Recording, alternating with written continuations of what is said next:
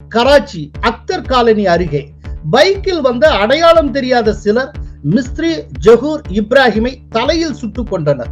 Lal Mohammed கொல்லப்படுகிற video footage இந்திய இணையதளங்களிலேயே வெளியாகி பெரும் பரபரப்பை ஏற்படுத்தியது. லண்டனில் உள்ள இந்திய தூதரகத்தை தாக்கியதுடன் அங்கிருந்த மூவர்ண கொடியை அவமானப்படுத்தியவர் அவதார் சிங் காண்டா.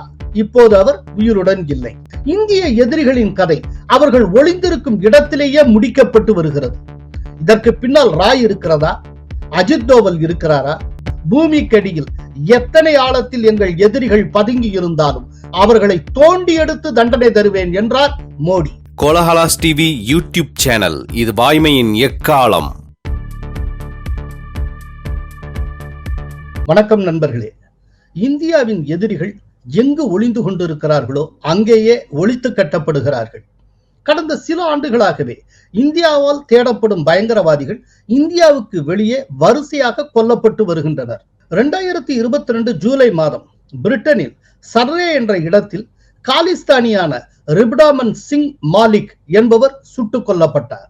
ரிப்டாமன் சிங் மாலிக் யார்? அவர் என்ன செய்தார்? 1985 ஜூன் 23ஆம் தேதி மான்ட்ரியாலிலிருந்து லண்டன் நோக்கி சென்று கொண்டிருந்த ஏர் இந்தியா விமானம் நடுவானில் குண்டு வைத்து தகர்க்கப்பட்டது. இந்த சம்பவத்தில் 329 பயணிகள் பலியாயினர். இந்த கொடூர சம்பவத்தை அரங்கேற்றியது காலிஸ்தான் கோரிக்கையை முன்வைக்கும் பப்பர் கால்சா அமைப்பு. அதன் தலைவராக இருந்தவர் ரிப்டாமன் சிங் மாலிக். 2022 செப்டம்பர் 19ஆம் தேதி பாகிஸ்தான் உளவு அமைப்பான ISI ஏஜென்ட் லால் முகமது என்பவர் நேபாள தலைநகர் காட்மாண்டுவில் இரவு நேரத்தில் ஒரு கடை அருகே சுட்டுக் கொல்லப்பட்டார். அவர் இந்தியாவுக்குள் போலி கரன்சி நோட்டுகளை கடத்தி வந்து அவற்றை புழக்கத்தில் விட்டு இந்திய பொருளாதாரத்தை சீர்குலைக்கும் வேலையை தொடர்ந்து செய்து வந்தார். லால் முகமது கொல்லப்படுகிற வீடியோ புட்டேஜ் இந்திய இணையதளங்களிலேயே வெளியாகி பெரும் பரபரப்பை ஏற்படுத்தியது. 2022 நவம்பரில் லகூர் மருத்துவமனை ஒன்றில் அனுமதிக்கப்பட்டிருந்த காலிஸ்தான் அமைப்பின் தலைவர் ஹர்மிந்தர் ரீண்டா மர்மமான முறையில் இறந்திருந்தார்.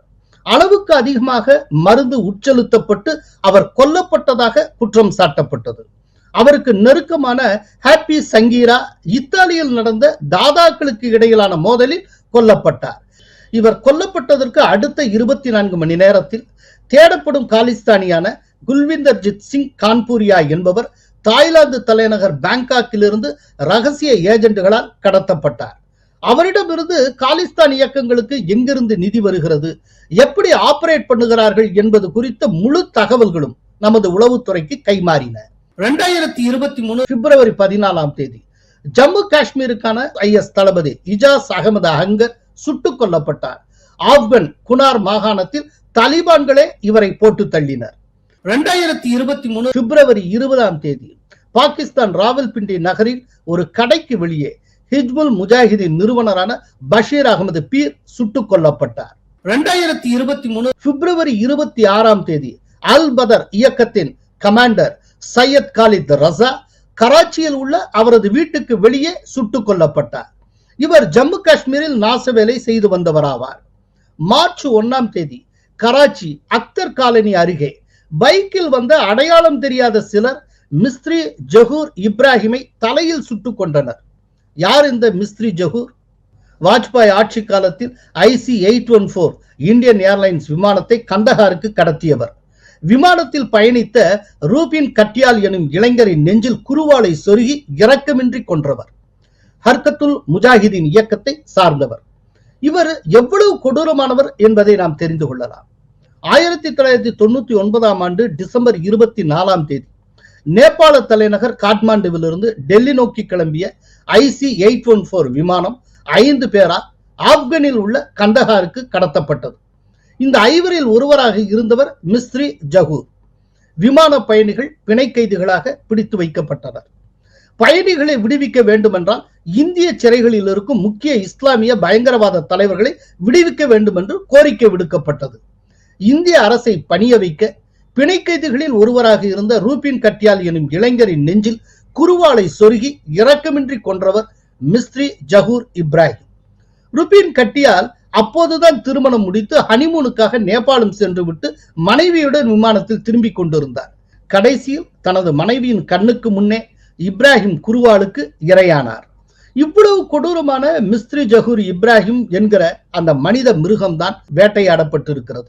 இந்த விமான கடத்தலுக்கு மூளையாக இருந்த மசூத் அசாரை குறிவைத்து 2019 பெஷாவரில் அவர் தொழுகை நடத்திய மசூதிக்கு வெளியே பிரம்மாண்டமான குண்டு வெடிப்பு நடந்தது.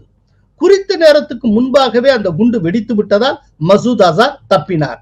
இல்லை என்றால் அவர் அன்றைக்கே பீஸாகி இருப்பார். 2023 மார்ச் 3 சையத் நூர் ஷலோபர் என்பவர் பாகிஸ்தானின் கைபர் பக்துன்வா மாவட்டத்தில் சுட்டுக் கொல்லப்பட்டார். இவர் ஜம்மு காஷ்மீரில் பயங்கரவாத இயக்கங்களுக்கு ஆள் சேர்க்கும் பணியில் ஈடுபட்டு வந்தார். 2023 மே 6 பாகிஸ்தானில் உள்ள லகூரில் அதிகாலை நடைப்பயிற்சியில் ஈடுபட்டிருந்த காலிஸ்தானியான பரம்ஜித் சிங் பஞ்ச்வார் அடையாளம் தெரியாத 2 நபர்களால் சுட்டுக் கொல்லப்பட்டார். பரம்ஜித் சிங்குக்கு காவலாக இருந்த 2 பாகிஸ்தான் போலீசார் கொலையாளிகளை நோக்கி சுட்டதில் ஒருவர் உயிரிழந்தார், மற்றொருவர் காயமுற்றார். பரம்ஜித் சிங் KCF என்று அழைக்கப்படும் காலிஸ்தான் கமாண்டோ போர்ஸின் தலைவராவார். 2011 இந்தியா ஒரு லிஸ்டை பாகிஸ்தான் அரசிடம் கொடுத்தது. அந்த லிஸ்டில் பாகிஸ்தானில் ஒளிந்து கொண்டிருக்கும் இந்தியாவால் தேடப்படும் 50 பயங்கரவாதிகளின் பெயர்கள் இடம்பெற்றிருந்தன. அந்த பட்டியலில் இடம்பெற்றிருந்த ஒரு பெயர் பரம்ஜித் சிங். இப்போது அவர் கொல்லப்பட்டிருக்கிறார். 2023 ஜூன் 15 பிரிட்டிஷ் பர்மிங்ஹாம் சிட்டி மருத்துவமனையில் சேர்க்கப்பட்டிருந்த காலிஸ்தான் அமைப்பை சேர்ந்த அவுதார் சிங் காண்டா சந்தேகத்துக்கு இடமான முறையில் செத்து போயிருந்தார். இவர் விஷவூசி ஏற்றி கொல்லப்பட்டதாக அவரது உறவினர்களும் நண்பர்களும் குற்றம் சாட்டினர். போஸ்ட்மார்ட்டம் செய்ய வேண்டும் என்றும் கோரிக்கை விடுத்தனர். லண்டனில் உள்ள இந்திய தூதரகத்தை தாக்கியதுடன் அங்கிருந்த மூவர்ண கொடியை அவமானப்படுத்தியவர் அவதார் சிங் காண்டா. இப்போது அவர் உயிருடன் இல்லை. 2023 ஜூன் 18 கனடாவில் உள்ள பிரிட்டிஷ் கொலம்பியாவில் ஒரு குருத்வாராவுக்கு வெளியே இரவு 8:30 மணிக்கு தன்னுடைய காரில் ஏற எத்தனித்த போது காலிஸ்தான் அமைப்பின் தலைவரான ஹர்தீப் சிங் நிஜார் சுட்டுக் கொல்லப்பட்டார். யாரோ அடையாளம் தெரியாத இருவர் ஒரு ஜன்னலுக்கு பின்னால் இருந்து சரமாரியாக சுட்டனர். 15 குண்டுகள் நிஜார் மீது பாய்ந்தன. கொலையாளிகள் வெள்ளை நிற டொயோட்டாவில் தப்பிச் சென்றனர். நிஜார் கொலைக்கு இந்திய அயலக புலனாய்வு அமைப்பான ராவே காரணம் என கனடா பிரதமர் ட்ரூடோ குற்றம் சாட்டியது பலருக்கு நினைவிருக்கலாம். 2023 செப்டம்பர் 8 பாகிஸ்தான் ஆக்கிரமிப்பு காஷ்மீரின் ராவல்கோட்டில் உள்ள அல் குடுஸ் மசூதியில் ரியாஸ் அகமது என்கிற அபு காசிம் உள்ளூர் ஆயுததாரிகளால் சுட்டுக் கொல்லப்பட்டார். அவரது தலையில் சரமாரியாக குண்டுகள் துளைத்தன. லஷ்கர்-இ தொய்பா கமாண்டரான இவர் ஜம்மு காஷ்மீர், பூஞ்ச், ரஜௌரி ஆகிய மாவட்டங்களில் பயங்கரவாதம் மீண்டும் தலைதூக்க முக்கிய மூளையாக செயல்பட்டு வந்தார். இந்த ஆண்டு ஜனவரி 1 ஜம்மு காஷ்மீர் ரஜௌரி மாவட்டம் தாங்கிரி என்கிற கிராமத்தில் திடீர் தாக்குதல் நடத்தி 7 பேரை கொன்றவர் ரியாஸ் அகமது. 2023 செப்டம்பர் 6 தியோபந்த் மதரசாவை சேர்ந்த காரி குர்ரம் ரஹ்மானும், செப்டம்பர் 12 மௌலானா ஜாவூர் ரஹ்மானும் சுட்டுக் கொல்லப்பட்டனர். செப்டம்பர் 26 பெஷாவரில் ஹபீஸ் சையதின் மகன்களில் ஒருவரான கமாலுதீன் சையத் மின்னல் வேகத்தில் காரில் வந்த அடையாளம் தெரியாத சிலரால் கடத்தப்பட்டார். இப்போது வரை அவர் கிடைக்கவில்லை. பாகிஸ்தான் உளவுத்துறையான ISI புலனாய்வு செய்தும் பலனில்லை. 2021 ஜூன் 23 லாகூரில் உள்ள ஜோஹர் டவுன் பகுதியில் ஹபீஸ் சையதின் வீட்டருகே இருந்த போலீஸ் செக் போஸ்ட் மீது வெடிப்பொருள் நிரம்பிய கார் ஒன்று மோதி வெடித்து சிதறியது. அதில் 4 பேர் கொல்லப்பட்டனர், 24 பேர் படுகாயமுற்றனர். ஆனால் ஹபீஸ் சையத் தப்பிவிட்டார். மும்பை தொடர் குண்டு வெடிப்பின் மூளையாக செயல்பட்டவர் ஹபீஸ் சையத் என்பது குறிப்பிடத்தக்கது. இப்போது ஹபீஸ் சையதின் மகன் குறிவைக்கப்பட்டிருக்கிறார். 2023 செப்டம்பர் 30 கராச்சி ஷோரப் கோத் பகுதியில் ஹபீஸ் சையதின் நெருக்கமான கூட்டாளியுமான கைசர் ஃபாரூக் என்பவர் மோட்டார் சைக்கிளில் வந்த சிலரால் சுட்டுக் கொல்லப்பட்டார். அவரது உடலில் 9 குண்டுகள் துளைத்தன. கைபர் பக்துன்வா மாகாணத்தில் உள்ள தேரா இஸ்மாயில் கான் எனும் நகருக்கு செல்வதற்காக மதரசாவில் இருந்து ஃபாரூக் வெளியே வந்தபோது இந்த சம்பவம் நடந்தது. 2023 அக்டோபர் 11 இந்தியாவால் அதிகம் தேடப்படும் குற்றவாளியான ஷாஹித் லத்தீப் பாகிஸ்தான் சியோல்கோட்டில் நூட் மஸ்ஜித்தில் வைத்து அடையாளம் தெரியாத சிலரால் சுட்டுக் கொல்லப்பட்டார். இந்த சம்பவத்தில் லத்தீப்புடன் ஜெய்ஷ்-இ முகமது அமைப்பை சேர்ந்த ஒருவரும் கொல்லப்பட்டார். கொலையாளிகள் மோட்டார் சைக்கிளில் மின்னல் வேகத்தில் தப்பி மறைந்தனர். யார் இந்த ஷாஹிப் லத்தீப்? 2016 ஜனவரி 3ஆம் தேதி அதிகாலை 3:30 மணிக்கு பதான்கோட் விமான தளத்தின் மீது 4 பயங்கர தாக்குதல் நடத்தினர். இதில் இந்திய விமானப்படையை சேர்ந்த 7 பேர் கொல்லப்பட்டனர். இந்த தாக்குதலை வழிநடத்தியவர் ஷாஹித் லத்தீப். பயங்கரவாத செயல்களுக்காக 1994 கைதான லத்தீப் தண்டனை காலம் முடிந்து 2010 வெளியே வந்தார்.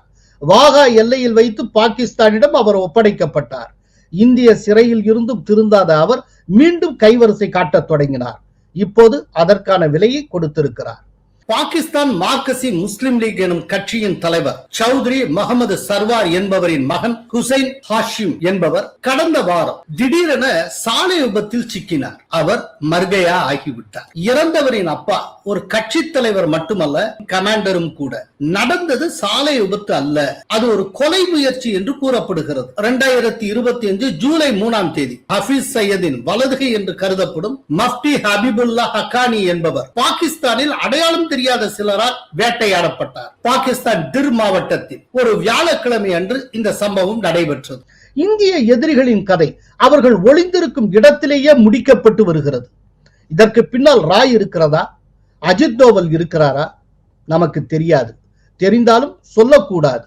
அதே நேரம் பாலாகோட் மீது சர்ஜிக்கல் ஸ்ட்ரைக் நடந்த பிறகு அகமதாபாத்தில் மோடி என்ன பேசினார் என்பதை இங்கு நினைவு கூறுவது பொருத்தமாக இருக்கும். எதிரி பதுங்கி இருக்கும் இடத்துக்கே சென்று தாக்குதல் நடத்துவது எங்கள் கொள்கை. இதற்காக நீண்ட காலம் காத்திருக்க மாட்டேன். அவரவர் செய்த தீவினைகளுக்கு அவரவர் பொறுப்பேற்றே ஆக வேண்டும். பூமிக்கடியில் எத்தனை ஆழத்தில் எங்கள் எதிரிகள் பதுங்கி இருந்தாலும் அவர்களை தோண்டி எடுத்து தண்டனை தருவேன் என்றார் மோடி. இதற்கு மேல் நான் விளக்க வேண்டிய அவசியம் இல்லை. நீங்களே புரிந்து கொள்வீர்கள். நன்றி, வணக்கம். கோலஹலாஸ் டிவி யூடியூப் சேனல், இது வாய்மையின் எக்காலம்.